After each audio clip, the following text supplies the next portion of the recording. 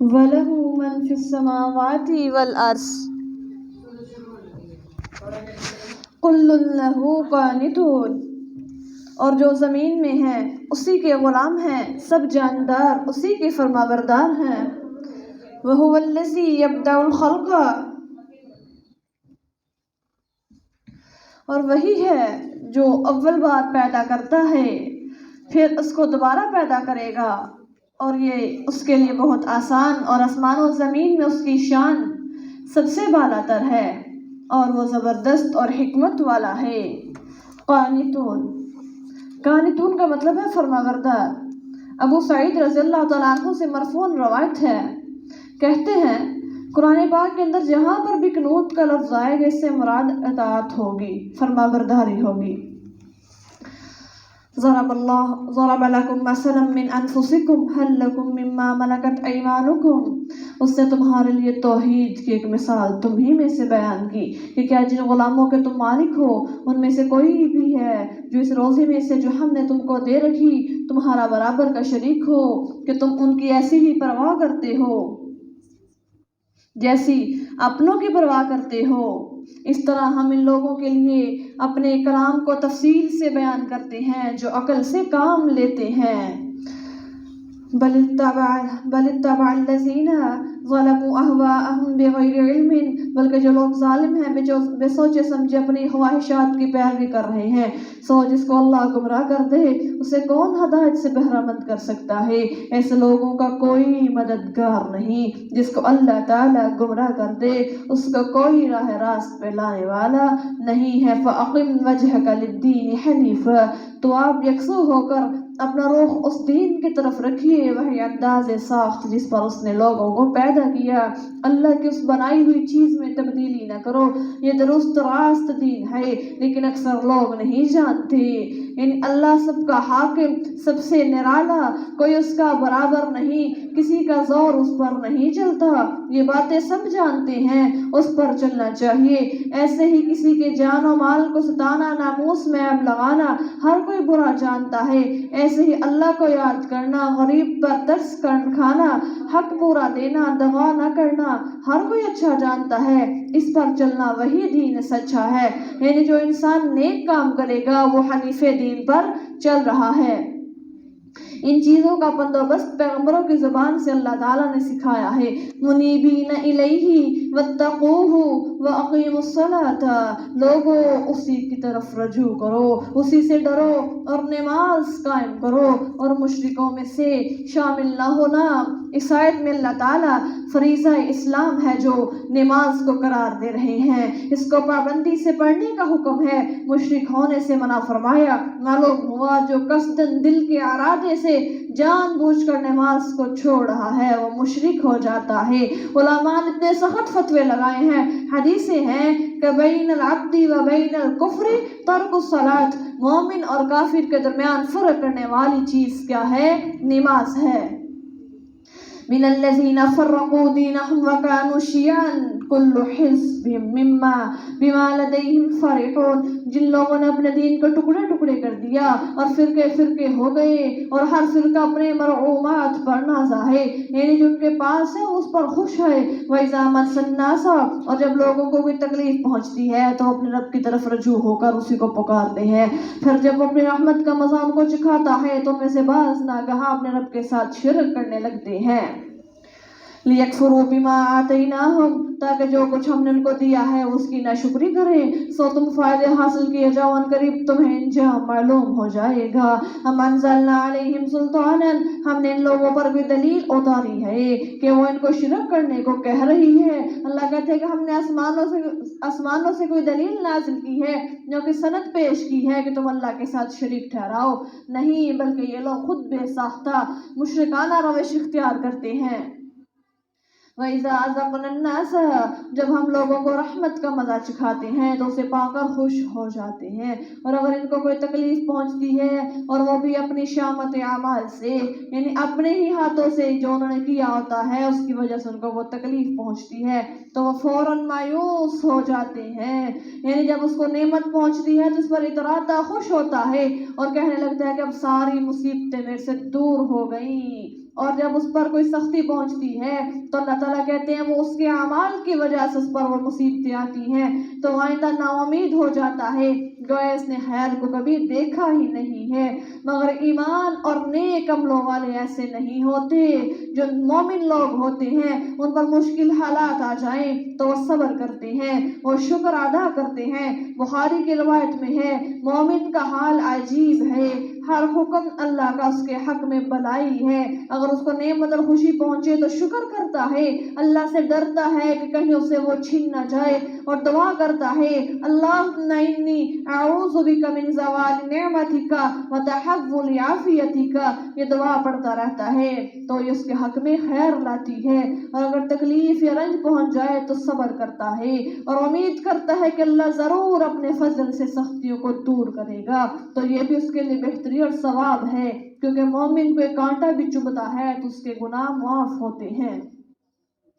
اولم یروا ان اللہ یبسط الرزق، کہ انہوں نے غور نہیں کیا کہ اللہ جس کے لیے چاہتا ہے روزی فراہ کر دیتا ہے اور جس کے لیے چاہتا ہے تنگ کر دیتا ہے، بے شک اس میں ان لوگوں کے لیے نشانیاں ہیں جو ایمان رکھتے ہیں۔ فآتی ذی القربى حقہ، سو تم اپنے رشتہ داروں کا، مسکینوں کا اور مسافروں کا حق ادا کرتے رہو، یہ بات تم لوگوں کے لیے بہت بہتر ہے جو خدا کی خوشنودی کے طالب، اور یہی لوگ فلاح پانے والے ہیں۔ کون سے لوگ ہیں فلاح پانے والے؟ جو اپنے مال میں سے قرابت داروں کا حصہ نکالتے ہیں، مسکینوں کا حصہ نکالتے ہیں، مسافروں کا حصہ نکالتے ہیں۔ یہ لوگ کون ہیں؟ جو اللہ کی رضا کے طالب ہیں، یہ لوگ نیک اعمال کرتے ہیں اللہ کی رضامندی حاصل کرنے کے لیے۔ وما آتیتم من ربا، اور تم لوگ جو رقم سود پر دیتے ہو کہ لوگوں کے مال میں مل کر افزائش نہیں ہوتی، تو تم جو زکوٰۃ دیتے ہو اللہ کے رضا جوئی کے لیے تو وہ برکت اور افزائش ہے۔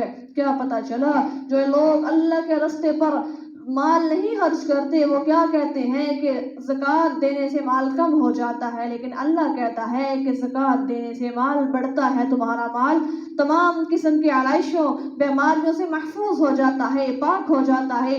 جو لوگ سود دیتے ہیں وہ حرام ہے۔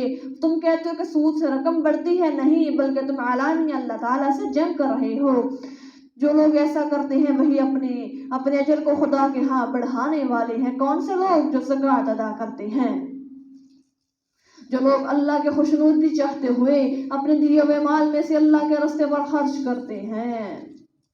اللہ ذوالجلال نے فرمایا، حدیث قدسی ہے، اللہ خود فرماتے ہیں میں اللہ ہوں، میں رحمان ہوں، میں نے رحم کو پیدا کیا اور اس کو ایک نام اپنے نام سے نکال کر میں نے زمین پر بھیج دیا، جو کسی صلہ رحمی کرے گا اس سے میں ملوں گا، اور جو بھی قطع رحمی کرے گا میں اسے قطعیت کروں گا، یعنی میری رحمت اس کو نصیب ہوگی جو صلہ رحمی کرے گا، اور جو صلہ رحمی نہیں کرے گا اسے میں اپنی رحمت کو دور کر دوں گا۔ صلہ رحمی اپنے قرابت داروں کے ساتھ اچھا سلوک کرنا ہے، لڑائی جھگڑا نہیں کرنا، اگر قطع تعلق ہی ہے تو ان سے رشتے ناتوں کو دوبارہ سے جوڑ لینا ہے۔ اللہ الذی خلقکم ثم رزقکم ثم یمیتکم ثم یحییکم، لوگو اللہ وہی ہے جس نے تمہیں پیدا کیا، پھر تمہیں روزی عطا فرمائی، پھر تمہیں مارے گا، پھر تمہیں دوبارہ زندہ کرے گا۔ کیا جن کو تم خدا کا شریک ٹھہراتے ہو ان میں سے بھی کوئی ہے جو ان کاموں میں سے کوئی کام کر سکے؟ سنو وہ پاک ہے اور ان کے شرک سے بہت بالا ہے۔ ظہر الفساد فی البر والبحر، خشکی اور تری میں لوگوں کے اعمال بد کی وجہ سے فساد پھیل گیا تاکہ خدا ان کو ان کے بعض اعمال کا مزہ چکھائے، ممکن ہے کہ وہ باز آ جائیں۔ قل سیروا فی الارض، کہہ دیجئے کہ ملک میں چلو پھر اور دیکھو کہ ان لوگوں کا کیسا انجام ہوا جو پہلے ہو چکے ہیں، ان میں سے اکثر مشرک تھے۔ فاقم، مشرک یعنی اکثر کی شامت شرک کی وجہ سے آئی، بعضوں پر دوسرے گناہوں کی وجہ سے آئی، لیکن اکثر لوگ کیوں ہلاک کیے گئے؟ کیونکہ انہوں نے اللہ کو چھوڑ کر غیر اللہ کو اپنا معبود بنایا تو ہم نے ان کو ہم نے تباہ کر دیا۔ فاقم وجہک للدین القیم، سو اپنے دین قیم کی طرف رخ کیے رہیے۔ دین قیوم کیا ہے؟ جو دین فطرت ہے، ٹھیک ٹھیک قائم رہو۔ سب خرابیوں کا ایک یہی علاج ہے کہ تم راہ راست پر آ جاؤ، صراط مستقیم پر آ جاؤ۔ اس سے بیشتر کہ وہ دن آ جائے جس کے لیے پھر خدا کی طرف سے ہٹنا نہ ہوگا۔ سب لوگ اس دن جدا جدا ہو جائیں گے، یعنی جب وہ قیامت آ جائے گی تو وہ اٹل فیصلہ ہوگی، وہ دوبارہ لوٹے گی نہیں، اللہ تعالیٰ اس کو ملتوی بھی نہیں کرے گا۔ یومئذ یصدعون، جو لوگ اس دن جدا جدا ہو جائیں گے۔ کون لوگ؟ نیک اور بد لوگ۔ من کفر فعلیہ کفرہ، جس نے انکار کیا تو اس کے انکار کا ضرر، اس کے انکار کا جو تکلیف ہے ضرر اسی کو ہے۔ جس نے اچھے اعمال کیے تو ایسے لوگ اپنے لیے سامان تیار کر رہے ہیں۔ اس کا نتیجہ یہ ہے، یعنی جنت میں آرام کرنے کی تیاریاں کر رہے ہیں جو لوگ نیک عمل کر رہے ہیں۔ کیونکہ اگر دنیا میں مشکلات کاٹی ہیں، یہاں چل کے آئی ہیں، روزے کے ساتھ مشکلات کاٹ کے آئی ہیں، نیک عمل ہے، تو اللہ کہتے ہیں گویا وہ اپنی جنت میں آرام کرنے کی تیاریوں میں مصروف ہیں۔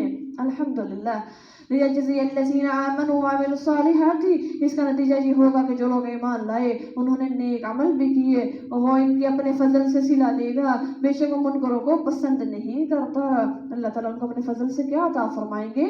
جنت عطا فرمائیں گے۔ وَمِنْ آيَاتِهِ أَن يُرْسِلَ الرِّيَاحَ، اور اس کی نشانیوں میں سے یہ بھی ہے کہ وہ تم کو خوشخبری دینے اور تمہیں اپنی رحمت کا مزہ چکھانے کے لیے ہوائیں بھیجتا ہے، اور اس لیے بھی کہ اس کے حکم سے کشتیاں چلیں تاکہ تم اس کے فضل سے روزی تلاش کرو، اس لیے کہ تم اس کا شکریہ ادا کرو۔ یعنی جہازوں کے ذریعے تم تجارت کرتے ہو، یہ اللہ کا فضل ہے، تم اس سے خوب نفع کماتے ہو، تو کیا کرنا ہے؟ شکر ادا کرتے رہنا ہے اللہ کی نعمتوں پر۔ وَلَقَدْ أَرْسَلْنَا مِن قَبْلِكَ، ہم نے آپ سے پہلے رسول ان کی قوموں کی طرف بھیجے اور وہ ان کے پاس کھلی نشانیاں لے کر آئے، سو ہم نے ان لوگوں کو سزا دی جنہوں نے جرم اور انکار کا ارتکاب کیا، اور ایمان لانے والوں کی مدد کرنا ہمارے لیے ضروری تھا۔ اللہ الذی یرسل الریاح، سنو اللہ وہ ہے جو ہوائیں بھیجتا ہے، جو بادلوں کو ابھارتی ہیں، پھر ان کو آسمان میں پھیلا دیتا ہے جس طرح چاہتا ہے، اور اسے ٹکڑے ٹکڑے کر دیتا ہے، یہاں تک کہ مخاطب تو دیکھتا ہے کہ بادلوں میں سے مینا چلا آ رہا ہے، یعنی بارش جب وہ اپنے بندوں میں سے جس کو چاہتا ہے اسے پہنچا دیتا ہے تو وہ خوش ہو جاتے ہیں۔ وَإِن كَانُوا مِن قَبْلِهِ أَن يُنَزَّلَ عَلَيْهِم مِّن قَبْلِهِ لَمُبْلِسِينَ، اگر جو بارش کے نازل ہونے سے پہلے بڑے مایوس تھے۔ سو اللہ کی رحمت کے آثار دیکھو کہ وہ کس طرح زمین کو اس کے مرنے کے بعد زندہ کرتا ہے، بے شک وہ خدا مردوں کو زندہ کرنے والا ہے اور وہ ہر بات پر قادر ہے۔ وَلَئِنْ أَرْسَلْنَا رِيحًا، اور اگر ہم اور ہوائیں بھیج دیں پھر یہ دیکھیں کہ کھیتی زرد ہو گئی تو اس کے بعد یہ شکر گزاری کرنے لگیں۔ یعنی اللہ تعالیٰ کہتے ہیں کہ یہ غرض کے ساتھ ہے، ان کا شکر اور نہ شکری یہاں سے اسیر فرمایا کہ مراد پا کر بندہ نہ ڈر نہ ہو جائے، اللہ کی قدرت رنگا رنگ ہے، اگر وہ تمہیں بارش دینے پر بھی قادر ہے تو وہ ہوائیں بھیجنے پر بھی قادر ہے۔ اللہ کے نبی دعا کیا کرتے تھے، اللہم اجعلها ریاحا ولا تجعلها ریحا، اے اللہ اس کو ریاح بنانا، اس کو ریح نہ بنانا، کیونکہ جو ایک طرف کی ہوا چلتی ہے وہ قحط سالی کی علامت ہوتی ہے، وہ ہلاکت کی ہوا چلتی ہے، اور جو چاروں طرف سے ہوائیں چلتی ہیں وہ رحمت کی ہوائیں چلتی ہیں۔ اللہ کے نبی دعا کیا کرتے تھے، فَإِنَّكَ لَا تُسْمِعُ، سو آپ نہ مردوں کو اپنی بات سنا سکتے ہیں اور نہ بہروں تک اپنی آواز سنا سکتے ہیں جبکہ وہ پیٹ پھیر کر چل دیں، اور نہ آپ بندوں کو ضلالت سے نکال کر ہدایت دے سکتے ہیں، آپ تو انہی لوگوں کو سنا سکتے ہیں جو ہماری آیتوں پر ایمان لاتے ہیں، سو یہی فرما بردار ہیں۔ آپ صلی اللہ علیہ وسلم جس قدر توحید کی باتیں کفار کو سناتے اسی قدر وہ بہہ کے یعنی بہرے بنے جاتے تھے، تو اللہ نے فرمایا یہ لوگ مردے اور بہرے ہیں، ایسے کہ ان کا منہ بھی بات کرنے والے شخص کی طرف نہیں بلکہ پیٹھ پھری ہوئی ہے، یعنی آپ کی بات کو سننے کے لیے تیار ہی نہیں ہے۔ تو اللہ تعالیٰ نے جنگ بدر کے مردوں میں آپ صلی اللہ علیہ وسلم کی بات سننے کی طاقت پیدا کر دی تھی۔ ایسے ہی ہوا تھا جب اللہ تعالیٰ جب جنگ بدر کا واقعہ ہوا، جنگ بدر میں جتنے بھی کافر بڑے بڑے مارے گئے تو ان کو ایک کنویں میں پھینک دیا گیا، پھر اللہ کے نبی نے مخاطب ہو کر فرمایا کہ تم اپنے انجام کو پہنچ گئے، تو اللہ نے کہا کہ ہم نے جنگ بدر کے مردوں کو سننے کی طاقت عطا فرمائی تھی، اس کے بعد کوئی بھی مردہ نہیں سن سکتا، یہ صرف اللہ کے نبی کو تب کو مردوں کو اللہ تعالیٰ نے قوت گویائی عطا فرمائی تھی۔ اللہ الذی خلقکم من ضعف، اللہ وہ ہے جس نے تم کو کمزور حالت میں پیدا کیا، پھر کمزوری کے بعد توانائی عطا کی، پھر توانائی کے بعد ضعف اور بڑھاپا۔ کیسا مراحل ہے، پہلے انسان کمزور ہوتا ہے بچپن میں، پھر جوان ہوتا ہے تو وہ طاقتور ہو جاتا ہے، توانا ہو جاتا ہے، پھر جب توانائی کے بعد پھر کیا آتی ہے، کمزوری، کیا ہے وہ، بڑھاپا۔ اور جو چاہتا ہے پیدا کرتا ہے، اور وہ بڑے علم اور قدرت والا ہے۔ وَيَوْمَ تَقُومُ السَّاعَةُ يُقْسِمُ الْمُجْرِمُونَ، اور جس دن قیامت برپا ہوگی گناہگار قسمیں کھائیں گے کہ وہ ایک گھڑی سے زیادہ دنیا میں نہیں رہے، اس طرح یہ لوگ دنیا میں بھی بہکے رہے۔ وقال الذین اوتوا العلم، جن لوگوں کو علم اور ایمان دیا گیا ہے وہ کہیں گے کہ تم اللہ کی کتاب کی روح سے روز قیامت تک ٹھہرے ہو۔ آپ صلی اللہ علیہ وسلم نے فرمایا، ایک صحابی ہیں عبداللہ بن عمر، کہتے ہیں اللہ کے نبی صلی اللہ علیہ وسلم نے میرے بدن پر اپنا ہاتھ مبارک رکھا اور فرمایا، اے ابن عمر، دنیا میں ایسے رہو جیسے کہ مسافر راہگیر ہوتا ہے، اپنے تئیں قبر والوں میں سمجھ لے، اپنے آپ کو تم سمجھو کہ پتہ نہیں اللہ مجھے کب موت دے دے، اگر تم صبح کو پاؤ تو شام کا انتظار نہ کرو، اے ابن عمر اگر شام کو پالو تو صبح کا انتظار نہ کرو، موت اتنی قریب ہے۔ اللہ کے نبی نے کہا کہ اس موت کا سامان اکٹھا کرو، پھر کیا کہا، جن لوگوں کو علم اور ایمان دیا گیا وہ کہیں گے کہ تم اللہ کی کتاب کی روح سے روز قیامت تک ٹھہرے ہو۔ سو یہ روز قیامت ہی ہے مگر تم نہیں جانتے تھے۔ فَيَوْمَئِذٍ لَا يَنْفَعُ الَّذِينَ ظَلَمُوا مَعْذِرَتُهُمْ وَلَا هُمْ يُسْتَعْتَبُونَ، تو اس دن ظالموں کو ان کی معذرت خواہی کچھ فائدہ نہ دے گی، اور نہ خدا خوش کرنے کا ان کو موقع ہی دیا جائے گا، اور نہ وہ اللہ کو خوش کر سکیں گے، اس دن ان کی نہ توبہ قبول کی جائے گی۔ وَلَقَدْ ضَرَبْنَا لِلنَّاسِ، اور ہم نے لوگوں کے لیے اس قرآن میں ہر طرح کا انداز بیان اختیار کیا ہے، ہر طرح کی مثال اللہ نے قرآن میں سمجھائی ہیں، ایسا نہیں کرو، ایسا کرو گے تو جہنم میں جاؤ گے، ایسا کرو گے تو جنت میں جاؤ گے۔ اللہ کہتے ہیں ہم نے طرح طرح کی مثالیں بیان فرمائی ہیں، اور اگر آپ جن کے سامنے کوئی معجزہ پیش کریں، منکر تو یہی کہیں گے کہ آپ محض فریب کار ہیں، وہ منکر کافر پھر بھی آپ کو جھوٹا تسلیم کریں گے۔ كَذَلِكَ يَطْبَعُ اللَّهُ عَلَى قُلُوبِ الَّذِينَ لَا يَعْلَمُونَ، اس طرح اللہ تعالی ان لوگوں کے دلوں پر مہر کر دیتا ہے جو سمجھ بوجھ نہیں رکھتے۔ فَاصْبِرْ إِنَّ وَعْدَ اللَّهِ حَقٌّ، سو آپ صبر کیجئے، بے شک اللہ کا وعدہ سچا ہے، اور وہ لوگ جو یقین نہیں رکھتے وہ آپ کو جاہل نہ بنا دیں، لا يَسْتَخِفَنَّكَ، وہ کہیں آپ کو بٹکا نہ دیں، یعنی صبر کرنا، صبر کر کفار کی عزا پر۔ اللہ تعالیٰ اپنے نبی کو کہہ رہے ہیں مشرکین مکہ کی تکلیفوں پر صبر کیجئے، جو وعدہ اللہ نے آپ کے ساتھ کیا ہے نصرت کے حوالے سے، مدد کے حوالے سے، وہ ٹھیک ہے، بے صبری کے سبب سے تجھ کو خفیف اور جاہل نہ بنا دے، کہیں آپ اپنا صبر کھو نہ دے، اور جو کافر ہیں وہ آپ کو ضعیف اور کمزور نہ سمجھ لیں۔ وہ لوگ جو اللہ کی توحید اور اللہ کے پیغمبروں، کتابوں اور قبروں سے اٹھ جانے اور حساب پر یقین نہیں رکھتے، ایسے لوگ ہیں جو صبر سے کام نہیں لیتے۔ سورۃ لقمان مکیہ، وہی 34 آیۃ و 4 رکوعات۔ سورۃ اللقمان مکہ میں نازل ہوئی، اس میں 34 آیتیں اور 4 رکوع ہیں۔ بسم اللہ الرحمن الرحیم۔ حضرت برار رضی اللہ تعالیٰ عنہ سے روایت ہے کہ ہم آپ صلی اللہ علیہ وسلم کی اقتداء میں ظہر کی نماز پڑھ رہے تھے۔ آپ سورۃ اللقمان، سورۃ الذاریات کی کوئی آیات یکے بعد دیگرے پڑھ لیا کرتے تھے، ہم سن لیا کرتے تھے۔ اس حدیث سے معلوم ہوا کہ سری نماز میں 1-2 آیت قدر اونچی آواز سے امام پڑھ لے، مقتدی سن لے تو کوئی مذائقہ نہیں ہے، جیسے ظہر کی نماز خفی پڑھی جاتی ہے نا، اس کو علانیہ نہیں پڑھی جاتی۔ اگر یہ امام کسی ایسے بعض اوقات ایسا ماحول بن جاتا ہے کہ انسان اگر اونچی پڑھ لے جو پہلی 2 رکعتوں میں تو گناہ کی بات نہیں ہے۔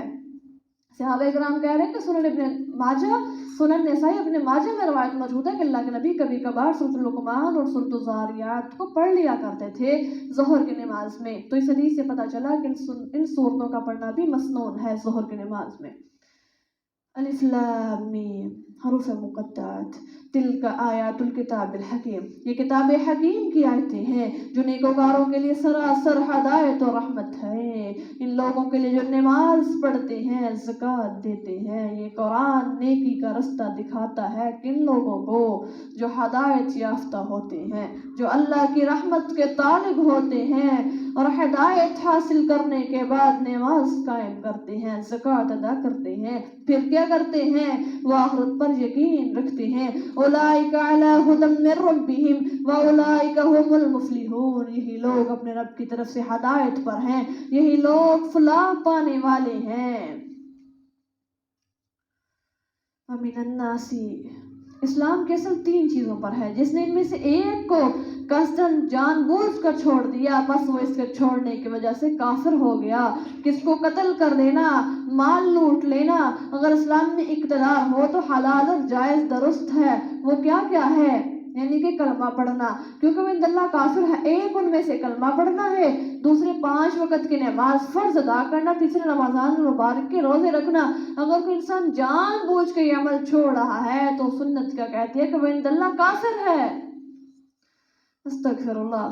ومن الناس من یشتری، اور ان لوگوں میں سے وہ بدبخت بھی ہیں جو اللہ سے غافل کرنے والے افسانے مول لیتا ہے تاکہ لوگوں کو بے سمجھے بوجھے خدا کے راہ سے بھٹکا دے اور آیات الہی کی ہنسی اڑائے۔ یہی ہے جن کے لیے قیامت کے دن ذلت کا عذاب ہوگا۔ وَإِذَا تُتْلَىٰ عَلَيْهِ آيَاتُنَا، اور جب ان میں سے کسی کو ہماری آیتیں پڑھ کر سنائی جاتی ہیں تو وہ منہ پھیر کر اکڑتا ہوا ایسے چل دیتا ہے کہ جیسے اسے سنا ہی نہیں۔ آج ایسے ہی ہے، ہم کسی کو حق بات بیان کرنے کے آ جائیں تو لوگ سننا پسند ہی نہیں کرتے، لوگ ہمارے منہ پہ تماچا مار جاتے ہیں۔ تماچا مارنا کیا ہوتا ہے؟ ہماری بات کو سنتے نہیں، اٹھ کے چلے جاتے ہیں۔ اللہ کا کہتے ہیں فَبَشِّرْهُ بِعَذَابٍ عَلِيمٍ، اس کو دردناک عذاب کی بشارت دے دیجئے۔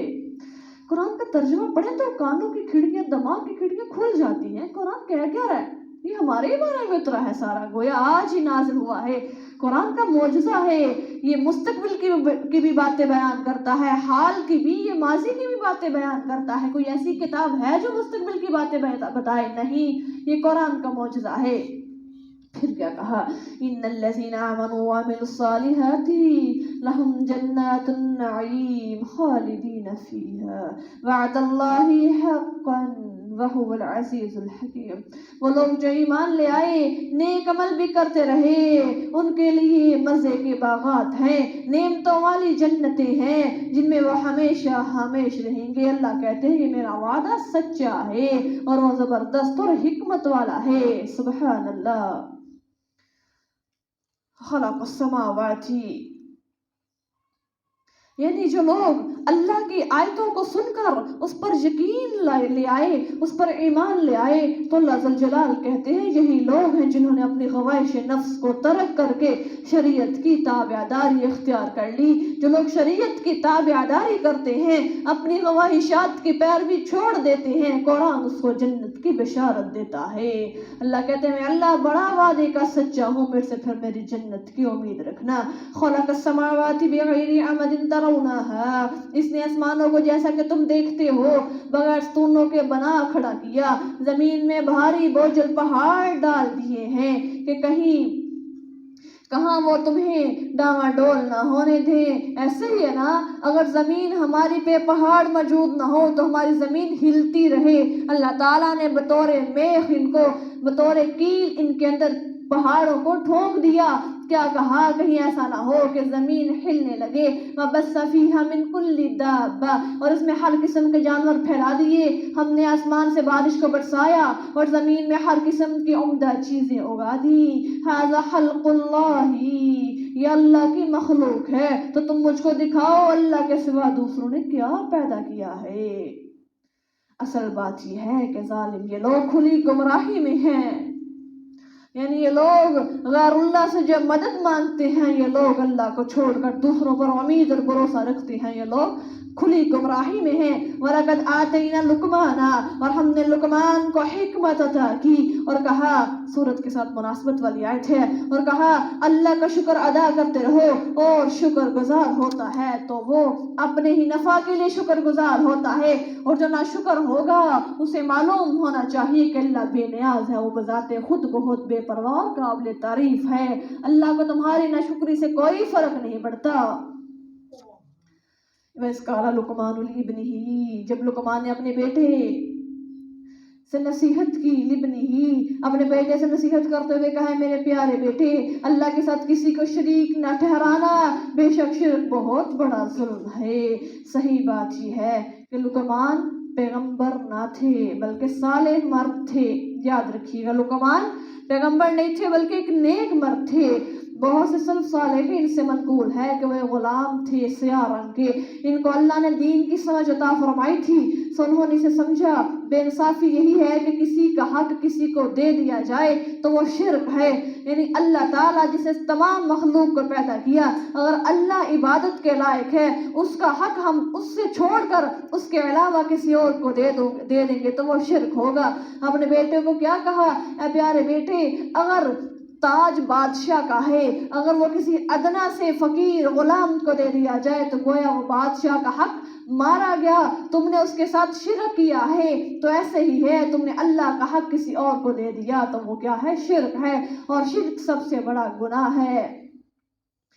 پھر اپنے بیٹے کو کیا کہا بیٹا تم نے کسی کا حق اللہ کا حق کسی کو نہیں دینا، اور وہ کیا ہے تم نے شرک نہیں کرنا، اور ہم نے انسان کو اس کے والدین کے بارے میں تاکید کر رکھی ہے کہ اس کی ماں نے ضعف پر ضعف جھیل کر اس کو پیٹ میں اٹھائے رکھا، 2 سال میں جا کر کہیں اس کا دودھ چھوٹتا ہے، یاد رکھو کہ تم میری اور والدین کی شکر گزاری کر میری ہی طرف تم کو لوٹ کر آنا ہے۔ اللہ کہتے ہیں میرے بھی شکر گزار بنو اور والدین کی بھی فرما برداری کرو۔ وہ ماں ہے جس نے تمہیں 9 ماہ پیٹ کے اندر رکھا، پھر تمہیں 2 سال تک تمہیں دودھ پلاتی رہی، ایسا ہی ہے تم نے اللہ کے بعد کس کی خدمت کرنی ہے، عبادت کس کی کرنی ہے، اپنے والدین کی خدمت کرنی ہے، ان کی تابعداری کرنی ہے۔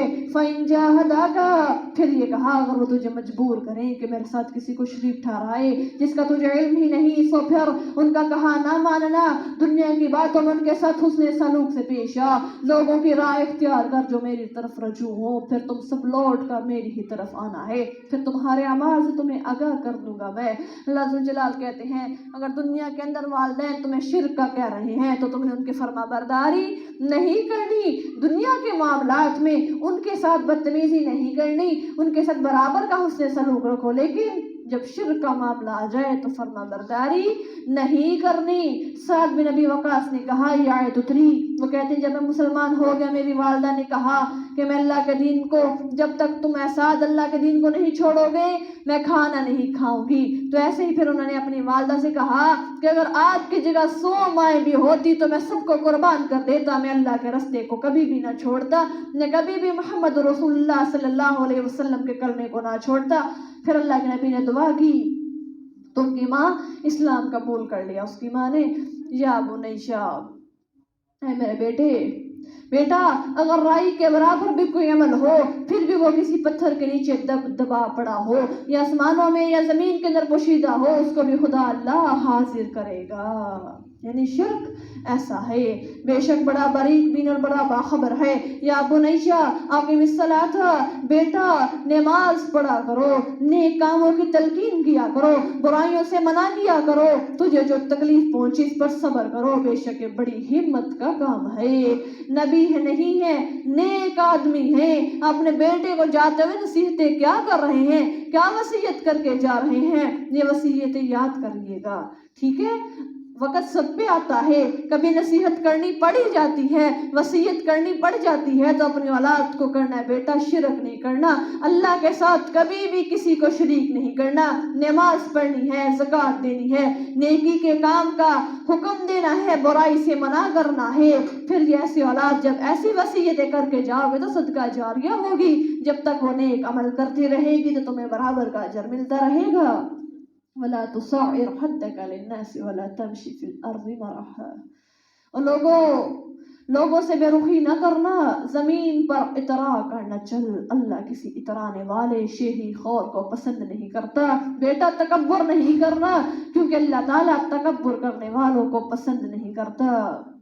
جو تحقیر سے منہ موڑ لے، اللہ کہتے ہیں ایسا نہیں بننا۔ مسلم کے اندر روایت موجود ہے، حدیث کے اندر آیا ہے، جب تم مسلمان بھائی سے ملے تو کشادہ پیشانی سے ملے، اس کی طرف متوجہ ہو، اور کبر اور غرور سے چلنا اللہ کو ناپسند ہے۔ اللہ ذوالجلال کہتے ہیں کبر میری چادر ہے، جس نے تکبر کو اختیار کیا گویا اس نے میری کمر کو ہاتھ لگایا، ایسے ہی تکبر اتنی بری عادت ہے، اللہ ہم سب کو تکبر جیسے بری عادت سے محفوظ فرمائے۔ نیک لوگوں کی خصلت ہوتی ہے کہ وہ زیادہ خوش خلق ہوتے ہیں۔ نوٹ کیجئے کس کس کے اندر بہترین اخلاق ہے۔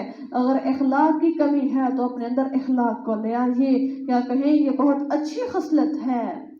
وَاقْصِدْ فِي مَشْيِكَ، اور اپنی رفتار میں میانہ روی اختیار کر، اپنی آواز میں نرمی پیدا کر۔ بلا شبہ سب آوازوں سے بری آواز گدھے کی آواز ہے، عورت کی آواز دھیمی ہوا کرتی ہے۔ کیا کہا ہے کہ تم نے اونچی آواز سے نہیں بولنا، زمین کو اتنا زور زور سے پاؤں نہیں پھاڑ مارنے کہ تم زمین کو پھاڑنے والے ہو، لیکن نہیں، ایسا نہیں ہو سکتا، تم میانہ روی اختیار کرنا۔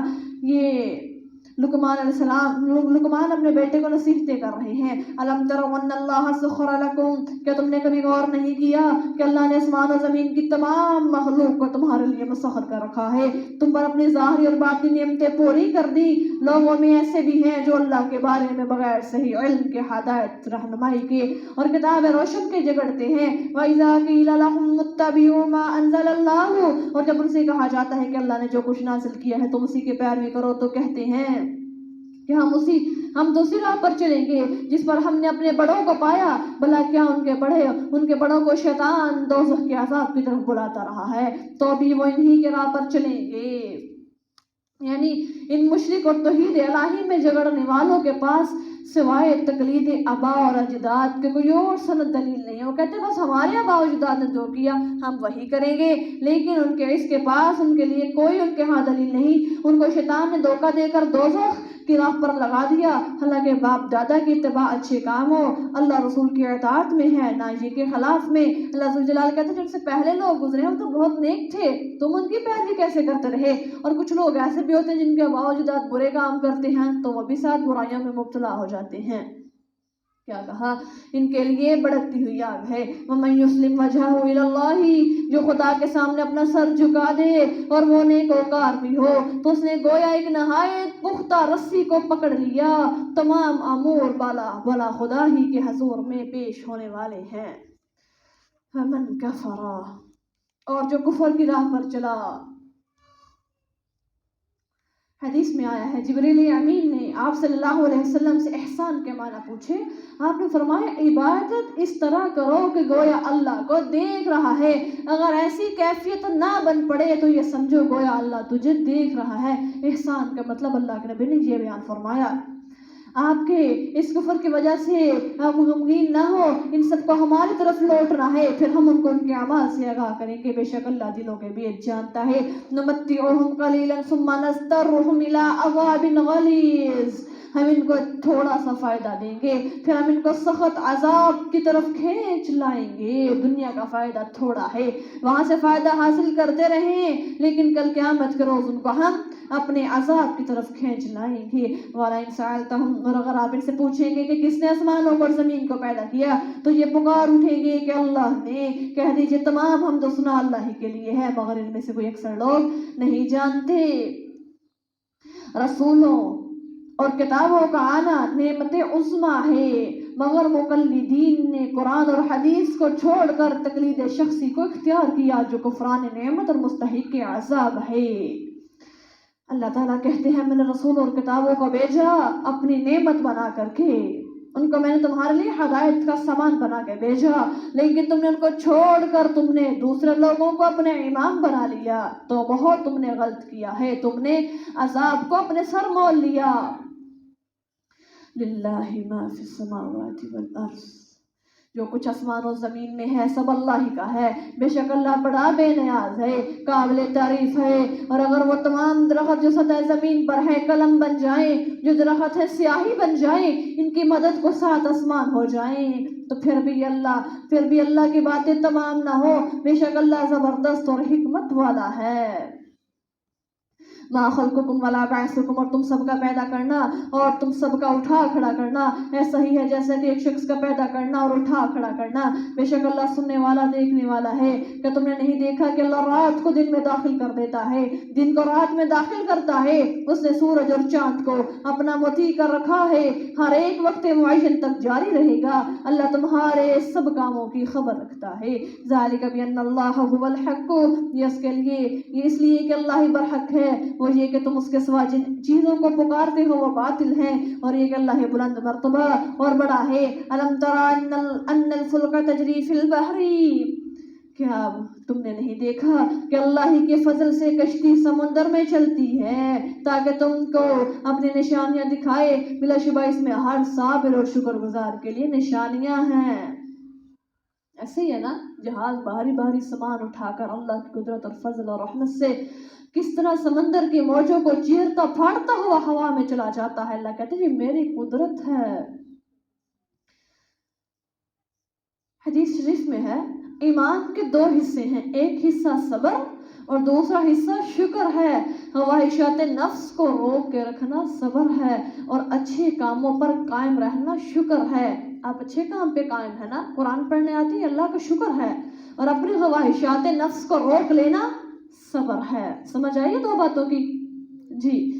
وَإِذَا غَشِيَهُمْ مَوْجٌ، اور جب سمندر کی لہریں سائبانوں کی طرح ان پر چھا جاتی ہیں، وہ مخلصانہ طور پر اللہ ہی کو پکارتے ہیں، پھر جب وہ ان کو خشکی پر پہنچا دیتا ہے تو بعض تو اعتدال پر رہتے ہیں، اور ہماری آیتوں کے وہی لوگ منکر ہوتے ہیں جو بد عہد اور ناشکر ہیں۔ یا ایھا الناس اتقوا ربکم، اے لوگ اپنے رب سے ڈرو، اور اس دن سے ڈرو جب باپ اپنے بیٹے کے کام نہ آ سکے گا اور نہ بیٹا اپنے باپ کے کام آ سکے گا۔ سنو بے شک اللہ کا وعدہ سچا ہے، تمہیں دنیا کی زندگی دھوکے میں نہ ڈال دے، اور نہ خدا کے بارے میں فریب کار شیطان کے دھوکے میں آنا۔ شیطان تمہیں دنیا کی چیزوں کو خوشنما بنا کر دکھائے گا، قرآن کہتا ہے تم نے شیطان کے دھوکے میں نہیں آنا۔ ان اللہ عندہ علم الساعہ، بے شک اللہ کو قیامت کا علم ہے، وہی بارش برساتا ہے اور وہی جانتا ہے جو رحم میں ہے۔ کسی چیز کو معلوم نہیں کہ وہ کل کیا کرے گا، معلوم ہے نہیں پتا کل کیا ہوگا، اور نہ کسی شخص کو معلوم ہے کہ وہ کس زمین میں مرے گا۔ یہ 5 چیزیں ہیں جو اللہ کے سوا کوئی نہیں جانتا۔ بے شک اللہ کو ہر بات کا علم ہے اور اسے ہر بات کی خبر ہے۔ سورۃ السجدہ مکیہ وہی 30 آیۃ و 30 رکوعات۔ سورۃ السجدہ مکہ معظمہ میں نازل ہوئی، اس میں 30 آیتیں اور 3 رکوع ہیں۔ بسم اللہ الرحمن الرحیم، شروع اللہ کے نام سے جو بڑا مہربان نہایت رحم کرنے والا ہے۔ صحیح بخاری کتاب الجمعہ کے اندر روایت موجود ہے، رسول اللہ صلی اللہ علیہ وسلم جمعہ کے دن فجر کی نماز میں سورۃ سجدہ اور سورۃ الدہر پڑھا کرتے تھے۔ یہ سورت قبر میں حشر میں اپنے پڑھنے والے کے لیے سفارش کرے گی، قبر میں منکر نکیر کے سامنے شہادت دے گی، اس لیے اس سورت کا رات کو سونے سے قبل پڑھنا باعث درجات ہے۔ کون کون پڑھتا ہے؟ ماشاءاللہ، جو نہیں پڑھتا اللہ سب کو توفیق عطا فرمائے۔ حضرت جابر رضی اللہ تعالیٰ عنہ سے مروی ہے آپ صلی اللہ علیہ وسلم رات کو نہیں سوتے تھے جب تک سورۃ سجدہ اور سورۃ الملک نہ پڑھ لیتے تھے۔ الف لام میم حروف مقطعات تنزیل الکتاب لا ریب فیہ من رب العالمین، اس کتاب کو نازل کیا جانا اس میں شک نہیں کہ رب العالمین کی طرف سے ہے۔ کیا یہ لوگ کہتے ہیں کہ پیغمبر نے اس کو از خود بنا لیا؟ نہیں، آپ کے رب کی طرف سے برحق ہے تاکہ آپ اس قوم کو ڈرائیں جن کے پاس آپ سے پہلے کوئی ڈرانے والا نہیں آیا، تاکہ وہ ہدایت پا جائیں۔ اللہ الذی خلق السماوات والارض، اللہ ہی تو ہے جس نے آسمان و زمین کو اور جو کچھ ان دونوں کے درمیان ہے 6 دنوں میں پیدا کیا، پھر وہ عرش پر مستوی ہو گیا۔ سنو، اللہ کے سوا تمہارا نہ کوئی دوست ہے اور نہ سفارش کرنے والا، تو کیا تم سمجھ بوجھ سے کام نہیں لیتے؟ یدبر الامر من السماء الى الارض، وہ آسمان سے زمین تک ہر بات کا انتظام کرتا ہے، پھر ہر بات اسی کے حضور پیش ہوگی ایک ایسے دن میں جس کا اندازہ تمہارے حساب کے مطابق 1000 سال کا ہوگا۔ قیامت کا دن کتنا ہوگا؟ 1000 سال کے برابر۔ ذالک عالم الغیب والشہادہ، یہی خدا چھپی اور کھلی باتیں جاننے والا زبردست بڑا مہربان ہے، جس نے ہر چیز کو نہایت اچھی طرح بنایا اور انسان کی پیدائش کو مٹی سے شروع کیا، پھر مٹی کے نچوڑ سے جو ایک حقیر پانی سے اس کی نسل چلائی۔ نسل سے مراد کیا ہے؟ ذریت آدم۔ سلالہ بمعنی نطفہ ہے۔ منی کو سلالہ اس لیے کہتے ہیں کہ وہ خلاصہ ہے غذا کا، جو آدمی کے بدن میں پیدا ہوتا ہے، یہی وہ منی ہے جو مرد کی پشت اور عورت کے سینے سے نکلتی ہے۔ اتبا نے لکھا ہے کہ منی چوتھے ہضم کا فضلہ ہے اور خون تیسرے ہضم کا، اس لیے خروج منی سے فوراً ضعف محسوس ہوتا ہے اور اخراج دم سے اتنی توانائی نہیں ہوتی، نہ توانائی یعنی کہ کمزوری نہیں ہوتی۔ اللہ تعالیٰ کا پیدا کرنا بے وجہ نہیں، بلکہ ہر چیز کی وضع صورت میں کوئی خوبی اور مناسبت ملحوظ ہے۔ ابو امامہ رضی اللہ تعالیٰ عنہ سے طبرانی کے اندر روایت موجود ہے، ایک دفعہ ہم اللہ کے نبی کے ساتھ تھے، ناگہاں عمر بن زرارہ انصاری سے ملاقات ہوئی، اس کا ٹخنوں سے نیچے لٹکا تھا، تو آپ صلی اللہ علیہ وسلم نے اس کا دامن پکڑ لیا، اس نے کہا کہ میری پنڈلیاں باریک ہیں، ان کو چھپاتا ہوں۔ اللہ کے نبی نے فرمایا، اے عمر بن زرارہ، اللہ نے ہر چیز کو اچھا بنایا ہے، اللہ عز و جل پجامہ لٹکانے والے کو دوست نہیں رکھتا۔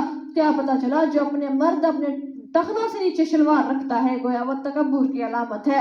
سراسر حدیثیں موجود ہیں، کسی قسم کی بھی روایت اس کے اندر چھپی موجود نہیں ہے، لیکن آج پینٹ کا فیشن بن چکا ہے، ہر مرد کی شلوار اس کے ٹخنوں سے نیچے ہوتی ہے۔ نبی صلی اللہ علیہ وسلم نے کیا کہا کہ جس کی شلوار ٹخنوں سے نیچے ہوگی وہ تکبر کی علامت ہے، تو گویا مردوں کو اپنی شلوار ٹخنوں سے اوپر رکھنی چاہیے۔ پھر کیا کہا؟ ثم صواہ، پھر اسے تندرست کیا، اس نے اپنی روح پھونکی، تم لوگوں کے لیے کان، آنکھیں اور دل بنائے، مگر تم بہت ہی تھوڑا احسان مانتے ہو۔ یعنی اللہ کے تمہارے پاس بے شمار نعمتیں ہیں، تم اللہ کی نعمتوں کو غور و فکر نہیں کرتے۔ وقال وَإِذَا ظَلَلْنَا، انہوں نے کہا جب ہم زمین میں گم ہو کر رہ جائیں گے، کیا ہم اثر نو پیدا ہوں گے؟ بات یہ ہے کہ یہ لوگ اپنے رب کی ملاقات سے منکر ہیں۔ کہہ دیجئے کہ ملک الموت تم پر مقرر ہے، وہی تمہاری روحیں قبض کرے گا، پھر تم اپنے رب کی طرف لوٹائے جاؤ گے۔ جعفر بن محمد سے روایت ہے، اس نے اپنے باپ محمد سے سنا کہ رسول اللہ صلی اللہ علیہ وسلم نے ملک الموت کو ایک انصاری کے پاس دیکھا تو فرمایا، اے ملک الموت، میرے ساتھی کے ساتھ نرمی کرنا، یہ مومن ہے۔ ملک الموت نے کہا، اے محمد رسول اللہ صلی اللہ علیہ وسلم، خاطر جمع رکھیے، میں ہر مومن کے ساتھ نرمی کرنے والا ہوں۔ جان لیجئے کہ تمام زمین کے دریاؤں اور جنگلوں میں کوئی گر نہیں مگر ہر روز 5 بار میں اس میں جھانکتا ہوں۔ اسرائیل نے کہا، یہاں تک کہ ان کے بڑے چھوٹے کو ان سے زیادہ پہچانتا ہوں، اتنا وہ خود کو نہیں جانتے جتنا میں موت کا فرشتہ ان کے گھروں میں جھانک کر دیکھتا ہوں۔ اے محمد رسول اللہ صلی اللہ علیہ وسلم، قسم اللہ کی، اگر ایک مچھر کی روح قبض کرنی چاہوں تو نہیں کر سکتا جب تک اللہ کا حکم نہ ہو۔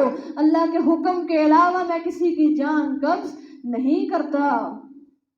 وَلَوْ تَرَىٰ إِذِ الْمُجْرِمُونَ نَاكِسُو رُءُوسِهِمْ عِندَ رَبِّهِمْ، اور کاش آپ ان مجرموں کو دیکھیں جب یہ اپنے پروردگار کے سامنے اپنے سر جھکائے ہوں گے اور کہیں گے، اے اللہ ہم نے سب کچھ اب دیکھ لیا اور سن لیا، فَارْجِعْنَا، بس تو ہم کو لوٹا دے، نَعْمَلْ صَالِحًا، ہم نیک اعمال کر کے آئیں گے۔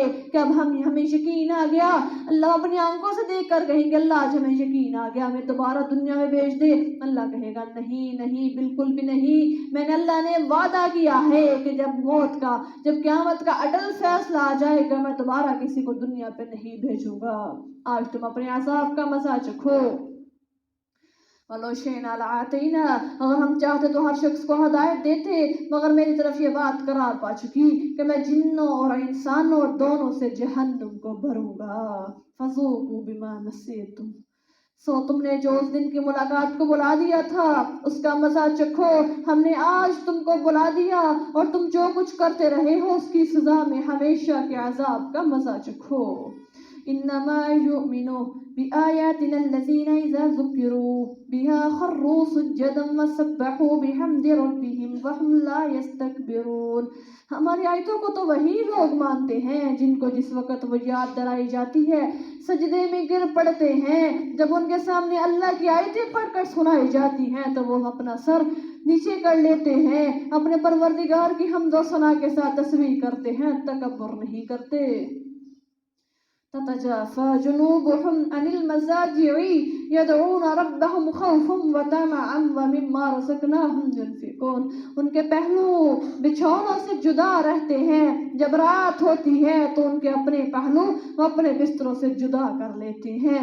यानी कैसे वो तहज्जुद के लिए उठ खड़े होते हैं, वो खौफ और डर से, उम्मीद से अपने रब को पुकारते हैं, जो कुछ हमने उनको दे रखा उसमें से खर्च करते हैं। हज़रत अनस रज़ियल्लाहु ताला अन्हु से रवायत है, रसूलुल्लाह सल्लल्लाहु अलैहि वसल्लम ने फरमाया, मेरी मस्जिद में एक नमाज का सवाब 10,000 नमाज के बराबर है।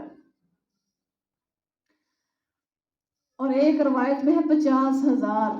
बैतुल्लाह शरीफ में एक नमाज का सवाब 1,00,000 के बराबर है। जिहाद के मैदान में एक नमाज का सवाब 20 लाख नमाज के बराबर है। सुभान अल्लाह। अब इन सबसे ज्यादा इन 2 रकतों का सवाब और दर्जा है जो तहज्जुद के वक़्त खालिस अल्लाह की रज़ामंदी और उसकी रहमत की उम्मीद पर पड़ी जाए। कितनी फजीलत है तहज्जुद की 2 रकतों की।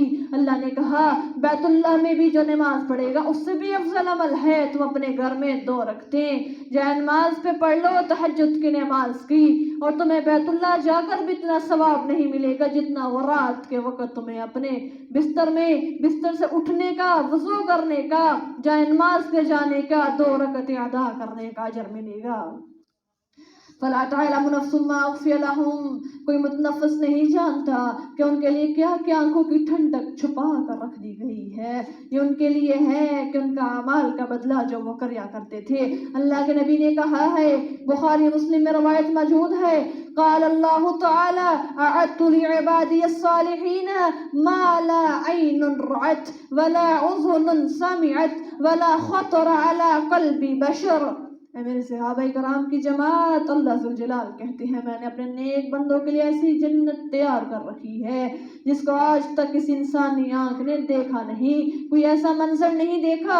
अल्लाह ज़ुल जलाल कहते हैं किसी कानों ने आज तक वो तारीफ नहीं सुनी, किसी दिल पर ऐसी जन्नत का ख्याल नहीं गुजरा जो मैंने अपने नेक बंदों के लिए ठंडक का सामान बनाया है, उनके लिए तैयार कर रखी है। अल्लाह हमें ऐसी जन्नत में दाखिल फरमाना, आमीन। क्या जो शख्स मोमिन है वो इस शख्स वैस जैसा हो जाएगा जो नाफरमान है? नहीं, वो बराबर नहीं हो सकते। अम्मल्लज़ीना आमनू व अमिलुस्सालिहाति फलहुम जन्नातुल मअवा। हाँ, जो लोग ईमान ले आए, नेक अमल करते रहे, उनके रहने के लिए बाग होंगे, ये मेहमानी उनके अमाल का बदला है। वअम्मल्लज़ीना फसक़ू फमअवाहुमुन नार, जिन लोगों ने नाफरमानी की उनके रहने की जगह दोज़ख है, जब वो इससे निकलना चाहेंगे उसमें लौटा दिए जाएंगे और उनसे कहा जाएगा इस दिन आग के अजाब का मजा चखो जिसको तुम झूठ समझा करते थे। आज अल्लाह ताला उनको दोबारा जहन्नुम में भेज देगा, कहेगा अपने अजाब का मजा चखो।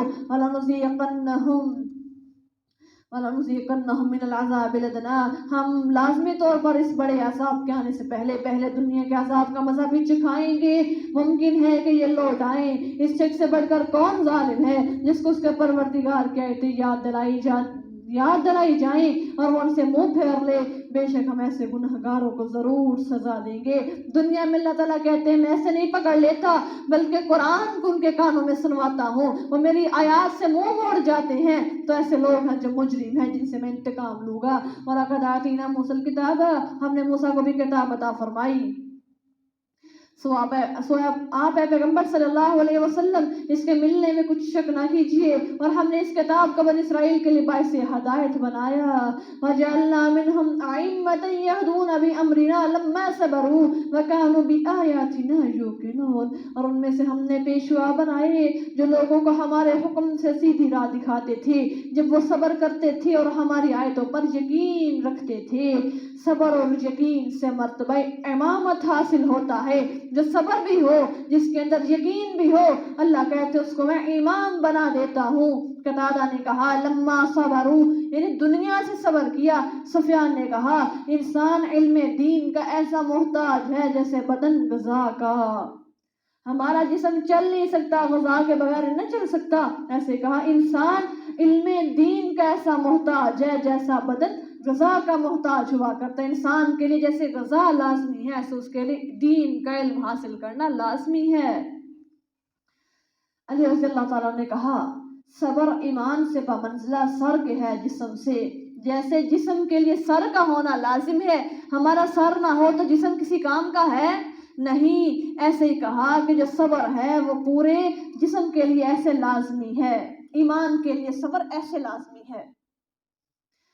ان ربک هو یفصل بینہم یوم القیامہ، بے شک آپ کا بھی قیامت کے دن ان کے درمیان ان باتوں میں فیصلہ کرے گا جس میں ایک دوسرے سے اختلاف رکھتے تھے۔ کیا لوگوں کو اس سے ہدایت نہ ہوئی؟ ہم نے ان سے پہلے کئی قومیں ہلاک کر ڈالی جن کے گھروں میں یہ آج چلتے پھرتے ہیں، بے شک اس میں نشانیاں ہیں، تو کیا وہ سنتے نہیں؟ اولم یروا انا نسوق الماء الى الارض الجرز، کیا انہوں نے کبھی غور نہیں کیا کہ ہم نے خشک زمین کی طرف پانی کو پہنچا دیتے ہیں، پھر اس کے ذریعے ہم کھیتی پیدا کرتے ہیں جو ان کے چوپائے بھی کھاتے ہیں اور خود بھی، کیا وہ اس چیز کو نہیں دیکھتے؟ یعنی اگر اللہ کا یہ فضل اور احسان جو مخلوق پر ہے، دیکھیں کہ خشک پہ سبزہ زمین سے پانی کے ساتھ کیسے آنا جایا، تو اللہ تعالیٰ کہتے ہیں کبھی بھی یہ میرے حکم سے منہ نہ پھیرے، انہوں نے کبھی غور و فکر نہیں کیا۔ وَيَقُولُونَ مَتَىٰ هَٰذَا الْفَتْحُ، اور کہتے ہیں کہ اگر تم سچی ہو تو بتاؤ یہ آخری فیصلہ کب ہوگا۔ کیا مانگا کرتے تھے اللہ سے؟ عذاب مانگا کرتے تھے، ہمارے درمیان فیصلہ کر دو۔ کافر کہتے تھے محمد صلی اللہ علیہ وسلم اور ان کے ساتھی جو کہتے ہیں کہ ہم کو فتح ہوگی اور اسلام غالب ہو جائے گا، تو ہمیں یقین نہیں، اگر سچا ہے تو اپنا وعدہ لے کر آئے۔ سو فرمایا جس دن یہ وعدہ ظاہر ہو جائے گا اس دن یہ یقین کر لیں گے، لیکن اس دن ان کا وہ یقین کرنا بیکار جائے گا۔ پچھلے آیتوں میں پڑھا ہے نا، کہے گا ہمیں دوبارہ لوٹا دیں، ہم نیک عمل کر کے آئیں، اللہ کہیں گے ان کا دوبارہ ایسا سوال کرنا بیکار جائے گا۔ قُلْ يَوْمَ الْفَتْحِ لَا يَنْفَعُ الَّذِينَ كَفَرُوا إِيمَانُهُمْ، کہہ دیجئے نبی صلی اللہ علیہ وسلم اس فیصلے کے دن منکروں کو ایمان لانا بھی کوئی فائدہ نہ دے گا اور نہ ان کو مہلت دی جائے گی، سو آپ ان سے منہ موڑ لیں اور انتظار کریں، یہ بھی انتظار کر رہے ہیں۔ سورۃ الاحزاب مدنیہ وہی 73 آیۃ و 90 رکوعات۔ سورۃ احزاب مدینہ منورہ میں نازل ہوئی، اس میں 73 آیتیں اور 9 رکوع ہیں۔ شروع اللہ کے نام سے جو بڑا مہربان نہایت رحم فرمانے والا ہے۔ سورۃ احزاب مدینہ میں نازل ہوئی، ابی بن کعب رضی اللہ تعالیٰ عنہ نے کہا یہ سورۃ بقرہ کے برابر تھی۔ اس میں یہ آیت بھی تھی الشیخ والشیخۃ اذا زنیا فرجموہما البتۃ نکالا من اللہ واللہ عزیز حکیم، لیکن اللہ تعالیٰ نے اس آیت کو منسوخ کر دیا۔ یہ آیت منسوخ ہو گئی لیکن اس کا حکم باقی ہے۔ ناسخ اور منسوخ کا قرآن کے اندر بہت زیادہ دخل ہے، اللہ تعالیٰ نے کچھ آیتوں کو قرآن سے منسوخ کر دیا لیکن ان کا حکم باقی ہے، اور کچھ آیتیں ایسی ہیں جو موجود تو نہیں ہے لیکن ان کا حکم باقی ہے۔ ایسی کیا کہا جب شادی شدہ مرد اور عورت زنا کریں تو کیا کریں؟ ان کو رجم کر دیا جائے، حکم باقی ہے لیکن آیت کو منسوخ کر دیا گیا ہے۔ قرآن کے اندر یہ آیت کہیں پر بھی لکھی نہیں ہے لیکن اس کا حکم قرآن کے اندر موجود ہے۔ یہ ناسخ اور منسوخ کا عمل ہے۔ کیا فرمایا یا ایھا النبی اتق اللہ ولا تطع الکافرین والمنافقین ان اللہ کان علیما حکیما، اے نبی صلی اللہ علیہ وسلم خدا سے ڈرتے رہو اور کافر و منافقوں کی بات بات نہ مانیے، بے شک اللہ ہر بات سے واقف اور حکمت والا ہے۔ واتبع، جو آپ کی طرف آپ کے رب کی جانب سے وحی کیا جاتا ہے اس کی پیروی کیجئے، اللہ بے شک تمہارے اعمال سے باخبر ہے۔ وتوکل علی اللہ وکفی باللہ وکیلا، اللہ پر بھروسہ رکھیے، اللہ ہی کارساز کافی ہے۔ ما جعل اللہ لرجل من قلبین فی جوفہ، اللہ نے کسی آدمی کے سینے میں دو دل نہیں رکھے۔ کسی انسان کے سینے میں ہے دو دل؟ نہیں، کسی انسان کے سینے میں دو دل نہیں رکھے، اور نہ تمہاری عورتوں کو جن سے تم زہار کر لیتے ہو۔ زہار کا کیا مطلب ہے؟ زمانہ جاہلیت میں کیا کہا بیٹھنا کہ تمہاری پشت میرے پہ ایسے ہے جیسے میری ماں کی پیٹھ ہے، تو بیوی حرام ہو جاتی۔ تمہاری مائیں بنایا ہے، اور نہ تمہارے لیے پالکوں کو تمہارے بیٹے بنایا۔ وما جعل ادعیاءکم ابناءکم، یہ تمہارے اپنے منہ کی باتیں ہیں، اللہ حق بات کہتا ہے اور تم سیدھی راہ سے، اللہ تمہیں سیدھی راہ دکھاتا ہے۔ کفر کے وقت کوئی اپنی بیوی کو ماں کہتا تو ساری عمر اس سے جدائی ہو جاتی۔ کسی کو بیٹا کر بولتا تو سچا بیٹا ہو جاتا۔ ایسے اللہ کے نبی نے جس صحابی کو لیا زید رضی اللہ تعالیٰ عنہ کو، تو لوگوں نے کیا کہنا شروع کر دیا؟ زید بن محمد۔ تو اللہ ذو الجلال نے کیا کہا کہ نہیں، آپ اپنا لے پالک لے کر جس کو بنائیں وہ آپ کا حقیقی بیٹا نہیں بن جاتا، بلکہ جس کی سلب سے نکلا ہے اس کی ولدیت وہی رہے گی، اس کے باپ اصلی وہی رہے گا۔ پھر کیا حکم ہوا؟ اللہ تعالیٰ نے دونوں حکم بدل دیے۔ جو بیوی کو کہے، اپنی بیوی کو اپنی ماں کے برابر کہہ دے، تو اللہ نے کہا اس کا حکم تب ہم نے منسوخ کر دیا۔ کب؟ جب اللہ تعالیٰ نے خولہ بنت ثعلبہ کے بارے میں قرآن اتارا تھا سورہ مجادلہ کے اندر، قد سمع اللہ قول التی تجادلک، اللہ نے آیت اتاری، کہا کہ زہار کا حکم ختم کر دیا۔ پھر کیا کہا؟ ادعوہم لآبائہم، لے پالکوں کو ان کے اپنے باپوں کے نام سے پکارو۔ یہ بات اللہ کے نزدیک زیادہ قرین انصاف ہے۔ اگر تم کو ان کے باپوں کے نام معلوم نہ ہو تو وہ تمہارے دینی بھائی ہیں اور دوست ہیں، اور تم سے اس معاملہ میں جو بھول چوک ہو جائے اس میں تم پر کوئی گناہ نہیں، لیکن ہاں گناہ اس میں ہے جو تم اپنے دلی ارادہ سے کرو، اللہ بخشنے والا رحم کرنے والا ہے۔ النبی اولیٰ بالمؤمنین، مسلمانوں پر نبی ان کی اپنی جانوں سے بھی زیادہ حق رکھتا ہے۔ اللہ کے نبی نے حضرت عمر فاروق رضی اللہ تعالیٰ عنہ سے پوچھا ہے، عمر بتاؤ کیا تم مجھے محبوب رکھتے ہو؟ کہا جی اللہ کے نبی ساری دنیا سے زیادہ محبوب رکھتا ہوں، لیکن اپنی جان سے زیادہ عزیز نہیں رکھتا۔ اللہ کے نبی نے کہا ہے عمر تمہارا ایمان مکمل نہیں ہوا۔ تب تک ایمان مکمل نہیں ہو سکتا جب تک اپنی جان سے زیادہ بڑھ کر اپنے نبی کو محبت نہ دی جائے۔ کیا کہا کہ کسی انسان کا ایمان اس وقت تک مکمل نہیں ہو سکتا جب تک تم مجھے ہر چیز سے اللہ کے اپنی نفس سے بھی زیادہ محبوب جاننے لگو۔ اور پھر کیا کہا؟ وَأَزْوَاجُهُ أُمَّهَاتُهُمْ، اور اس کی بیویاں ان کی مائیں ہیں۔ رشتہ دار کتاب اللہ کے روح سے تمام مسلمانوں مہاجروں سے ایک دوسرے کے حقدار ہیں، مگر تم اپنے دوستوں میں سے کسی کے ساتھ حسن سلوک کرنا چاہو تو وہ اور بات ہے، یہ بات کتاب میں لکھ دی گئی ہے۔ وَإِذْ أَخَذْنَا، یعنی ایمان والوں کو اپنی جان سے بھی زیادہ عزیز اور محبوب اللہ کے نبی ہیں۔ نبی کی بیویاں ایمان والوں کی مائیں ہیں، ان کی عزت اور حرمت ہم سب پر واجب ہے۔ آپ صلی اللہ علیہ وسلم کے ساتھ جنہوں نے ہجرت کی ان کو آپ نے آپس میں بائی بائی قرار دے دیا۔ یہ اسلامی اخوت بہترین بھائی چارہ ہے۔ اللہ کے ذوالجلال نے مہاجرین کو آپس میں انصاروں کے بھائی قرار دے دیا، یہاں پر بھائی چارہ قائم کروایا۔ وَإِذْ أَخَذْنَا مِنَ النَّبِيِّينَ، اور اس وقت کو یاد کیجئے جب ہم نے تمام نبیوں سے اور آپ سے اور نوح علیہ السلام، ابراہیم، موسیٰ، عیسیٰ ابن مریم سے عہد لیا تھا، اور ان سے ہم نے پختہ عہد لیا تھا۔ لِيَسْأَلَ الصَّادِقِينَ، تاکہ صادقوں سے ان کی سچائی کا امتحان کرے۔ وَأَعَدَّ لِلْكَافِرِينَ عَذَابًا أَلِيمًا، اور اس نے نہ ماننے والوں کے لیے دردناک عذاب تیار کر رکھا ہے۔ اے ایمان والو، اللہ کے احسان کو یاد کرو، جب تمہارے اوپر لشکروں کے لشکر چڑھائے تو ہم نے جنگ احزاب کا واقعہ، اور ہم نے ان پر ہوا بھیجی، ایسے لشکر بھیجے جن کو تم دیکھتے نہ تھے۔ کون تھے؟ فرشتے۔ اللہ تعالیٰ نے آسمانوں سے فرشتے بھیجے۔ جو کچھ تم کرتے ہو اللہ اسے دیکھنے والا ہے۔ ہجرت سے چوتھے سال یہود بنی نذیر جو مدینہ سے نکالے گئے تھے، انہوں نے اللہ تعالیٰ کے نبی صلی اللہ علیہ وسلم کے ساتھ قریش کے ساتھ مل کر قزارہ، غطفان اور بنو قرازہ کو جو مدینے کے پاس سے جمع ہو کر اللہ کے نبی کے پاس چڑھائے، یعنی کہ اچانک حملہ کرنے آگے۔ مسلمانوں کی تعداد 3000 تھی اور کافروں کی تعداد کتنی تھی؟ 12000۔ اللہ کے نبی صلی اللہ علیہ وسلم نے خندق کھودنے کا حکم دے دیا۔ جب فوجی آپس میں آئی، دور دور سے لڑتے رہے، مہینے ایک قریب تک وہ خندق کے پار کھڑے رہے، تو اللہ تعالیٰ نے وہاں پر زوردار ہوا بھیج دی جس سے ان کے خیمے اکھڑ گئے، کافروں کی آنکھیں بجھ گئیں، ان کے جو خیمے اکھڑ گئے، ان کی چولہے والی ہنڈیاں ساری الٹی کر دی گئیں۔ اللہ کہتے ہیں ہم نے بارش کو نازل فرمایا۔ یہ جنگ خندق کا واقعہ تھا کہ موسم کو ہم نے لوگوں کے لیے، کافروں کے لیے ہم نے سختی کے ساتھ پیدا کر دیا، پھر مومنوں کو ہم نے ثابت قدم رکھا۔ منافقوں کے دل اکھڑ گئے، وہ اپنی باتوں سے پھرنے لگے اور وہ وہاں سے پیٹ پھیر کر بھاگ گئے۔ ہم نے ایسے مسلمانوں کی غیبی مدد فرمائی، اذ جاءوکم من فوقکم، جب وہ تمہارے اوپر کی طرف سے اور تمہارے نیچے کی طرف سے تم پر چڑھائے، اور ہمارے خوف کے تمہاری آنکھیں کھلی کی کھلی رہ گئی تھی اور کلیجے منہ کو آنے لگے اور خدا کی نسبت تم طرح طرح کے گمان کرنے لگے تھے۔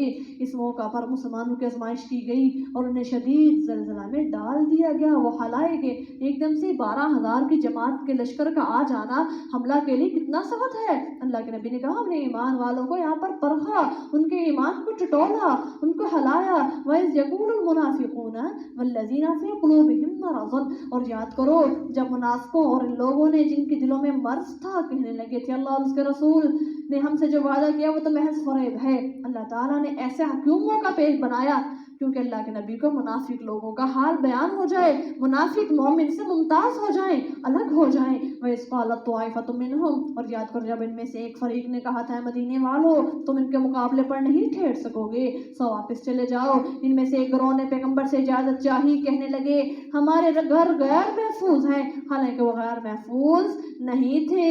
یہ منافقین کا حال تھا، وہ تو صرف بھاگنا چاہتے تھے۔ وَلَوْ دُخِلَتْ عَلَيْهِمْ مِنْ أَقْطَارِهَا، اور اگر دشمن شہر کے طرف جوانب سے ان پر گھس آئیں، پھر ان سے فساد برپا کرنے کو کہا جائے تو وہ فساد برپا کر دیں اور اپنے گھروں میں تھوڑا ہی ٹھہریں۔ وَلَقَدْ كَانُوا عَاهَدُوا اللَّهَ مِنْ قَبْلُ، حالانکہ انہوں نے پہلے اللہ سے عہد کر رکھا تھا کہ وہ پیٹ پھیر کر نہیں جائیں گے، اور یاد رکھو اللہ کے عہد کی بابت باز پرس کی جائے گی۔ جنگ احد کے بعد اقرار کیا تھا کہ ہم ایسی حرکت نہ کریں گے۔ جنگ احد میں انہوں نے اللہ کے نبی سے وعدہ کیا تھا منافقین نے کہ ہم آپ سے بالکل بھی جنگ کے میدان میں آ جائیں گے تو کسی قسم کا بہانہ نہیں کریں گے، لیکن آج پھر انہوں نے ایسا کر لیا۔ قُلْ لَن يَنْفَعَكُمُ الْفِرَارُ، کہہ دیجیے اگر تم موت یا قتل سے بھاگے تو بھاگنا تمہیں نفع نہیں دے گا۔ کوئی انسان موت سے بھاگ سکتا ہے؟ نہیں، اس صورت میں تمہیں کچھ زیادہ فائدہ نہیں ہوگا، یعنی جس کی قسمت میں موت ہے اس کو بچاؤ نہ ہوگا بھاگنے سے۔ اگر موت نہیں تو بھاگ کر بچاؤ، کتنے دن کا تمہیں موت آ لے گی جہاں پر بھی تم جاؤ گے، اگر تمہاری موت کا وقت مقرر ہوگا۔ اکثر اوقات ایسا ہوتا ہے نا، کہتے ہیں کہ اس کو فلاں جگہ ہو گیا موت آ گئی، نہیں، اس کے جانے کی وجہ سے نہیں بلکہ اس کی موت اس کو وہاں پر لے کے گئی تھی۔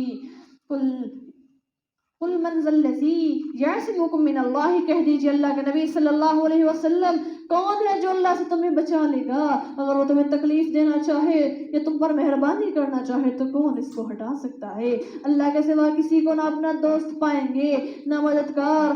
اللہ تم میں سے ان کو خوب جانتا ہے جو لڑائی میں شریک ہونے سے روکتے ہیں، اپنے بھائیوں سے کہتے ہیں کہ ہماری طرف چلے آؤ اور وہ لڑائی میں شریک نہیں ہوتے، مگر تھوڑے منافقین کو اشحۃ علیکم، تمہارے سارے حق میں یہ بخیل ہیں۔ پھر جب خوف کا موقع آتا ہے تو آپ دیکھتے ہیں کہ وہ آپ کو اس طرح دیکھتے ہیں کہ ان کی آنکھیں اس شخص کی طرف گھومنے لگتی ہیں جس پر سکرات کی بہوشی طاری ہو، مگر جب خوف دور ہو جاتا ہے تو وہ مال غنیمت کے حرص میں تیز زبانوں سے تمہیں تانے دینے لگتے ہیں۔ اللہ تعالیٰ اپنے علم محیط سے منافقوں کو خوب جانتا ہے، جو دوسروں کو بھی جہاد سے روکتے تھے، اپنے ہم صحبت یاروں دوستوں کنبے قبیلے والوں سے کہتے تھے کہ تم جنگ میں نہ جانا، مسلمانوں کا ساتھ چھوڑ کر ہمارے ساتھ آ جاؤ۔ اپنے گھروں میں عیش و آرام کی زندگی گزارتے ہیں، زمین میں جو اپنی بیوی بچوں کے ساتھ مال و متاع کو نہ چھوڑو، اس جماعت میں سوائے ذلت و رسوائی اور دنیاوی نقصان کو کچھ نہیں رکھا۔ اللہ کہتے ہیں ان کے ساتھ مل کر دین کا کام کرنے میں کوئی عزت نہیں۔ ان منافقوں کی پہچان یہ ہے کہ یہ خوف اور مصیبت کے وقت ان کے ہاتھوں کے طوطے اڑ جاتے ہیں، مایوسانہ نگاہوں سے تکنے لگتے ہیں، پھر جب خوف دور ہو جاتا ہے تو بڑھ چڑھ کر دعویٰ کرنے لگتے ہیں اپنی دینداری، شجاعت اور بہادری کا۔ اللہ کہتے ہیں یہ منافق لوگ ہیں، اولئک لم یؤمنون، یہی وہ لوگ ہیں جو ایمان نہیں لے کر آئے۔ سو اللہ نے ان کے تمام اعمال کو عکارت کر دیا۔ اللہ کے لیے آسان سی بات ہے۔ یحسبون الاحزاب لم یذهبوا، یہ خیال کرتے ہیں کہ فوج ابھی تک نہیں گئی، اگر لشکر پھر موجود ہو تو یہ چاہیں گے کہ دیہات میں کسی طرف کو نکل جائیں اور وہاں پر بیٹھے رہیں، تمہارے حالات پوچھتے رہیں، اور اگر تمہارے ساتھ رہتے ہوں تو جنگ میں حصہ نہ لے، مگر کم لقد کان لکم فی رسول اللہ اسوۃ حسنہ، مسلمانوں سن لو تمہارے لیے، یعنی ان لوگوں کے لیے جو اللہ روز آخرت سے ڈرتے ہیں اور کثرت سے یاد الہی کرتے ہیں، رسول اللہ کا عمدہ نمونہ موجود ہے۔ اللہ کے نبی صلی اللہ علیہ وسلم کو دیکھو، ان سختیوں میں کیسا استقلال رکھتے ہیں، سب سے زیادہ محنت اور اندیشہ اس پر ہے۔ اللہ کے نبی یاد رسول اللہ کی تابعداری آپ کے اقوال، افعال اور احوال کی پیروی کرنے میں ایک بڑی اثر رکھتی ہے کہ تم نے کس کی پیروی کرنی ہے، اپنے نبی کی پیروی کرنی ہے۔ جو انہوں نے کہا، جو انہوں نے کیا، اس پر عمل کرنا ہے، وہ تمہارے لیے بہترین نمونہ ہے۔ وَلَمَّا رَأَى الْمُؤْمِنُونَ الْأَحْزَابَ، اور جب ایمان والوں نے لشکروں کو دیکھا تو بول اٹھے یہ تو وہی موقع ہے جس کا اللہ اور اس کا رسول نے ہم سے وعدہ پہلے ہی کر رکھا تھا اور سچ کہا تھا۔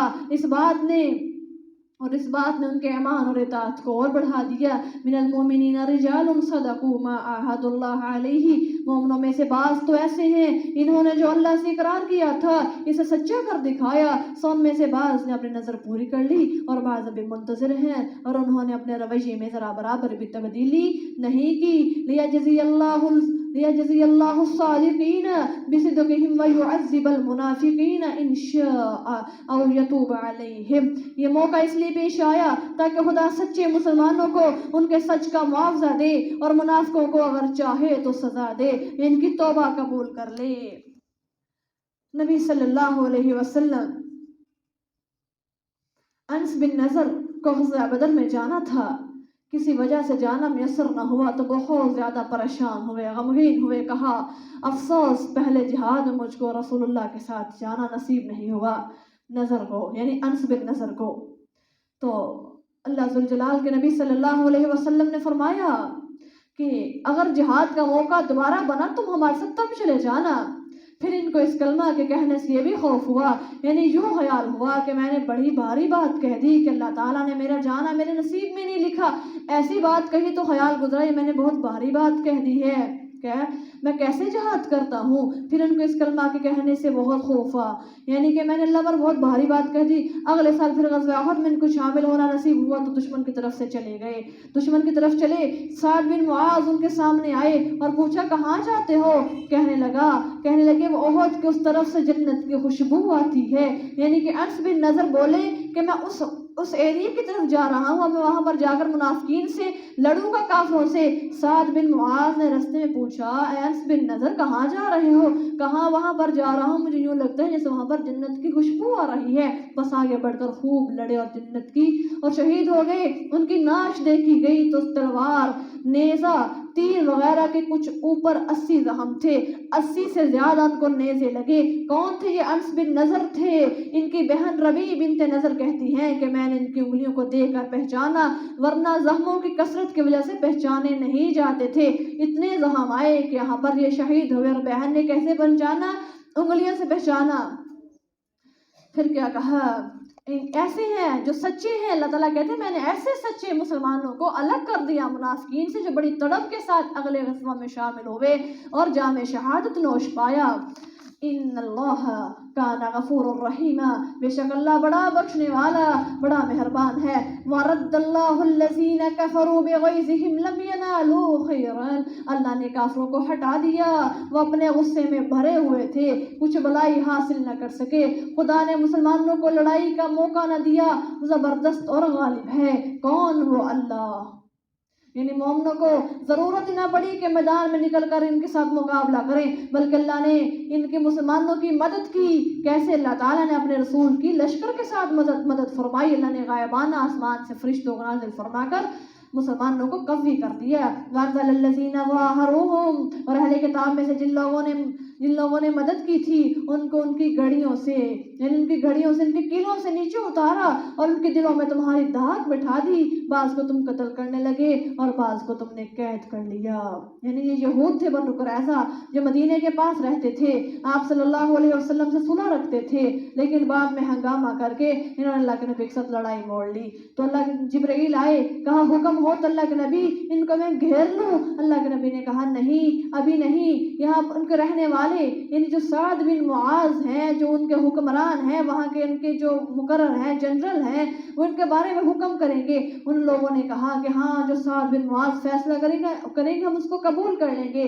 آپ صلی اللہ علیہ وسلم نے قبول کیا۔ سعد نے یہ حکم کیا کہ جوانوں کو قتل کر دو، عورتیں اور ان کے جو بچے ہیں ان کو قید بنا لو۔ یعنی اللہ تعالیٰ اور اس کے رسول کی مرضی یہی تھی کہ ان کی بے دہدی کی سزا یہی تھی کہ جنہوں نے قبیلہ بنو قریظہ نے اپنے عہد سے توڑا، اپنے عہد سے منہ پھیرا، بدہدی کی، تو سعد بن معاذ نے بھی یہی حکم دیا کہ جوانوں کو قتل کر دو، جو اپنے عہد سے منہ پھیرتا ہے اس کو یہاں پر قتل کر دیا گیا۔ وَأَوْرَثَكُمْ أَرْضَهُمْ وَدِيَارَهُمْ وَأَمْوَالَهُمْ، اور ان کی زمین، ان کے گھر، ان کے اموال، اور نیز اس زمین کا جس میں ابھی تم نے قدم نہیں رکھا تھا تمہیں مالک بنا دیا۔ اللہ ہر بات پر قادر ہے۔ یا ایھا النبی قل لأزواجک، اے نبی اپنی بیویوں سے کہہ دیجئے، ان کنتن تردن الحیاۃ الدنیا وزینتها فتعالین امتعکن واسرحکن سراحا جمیلا۔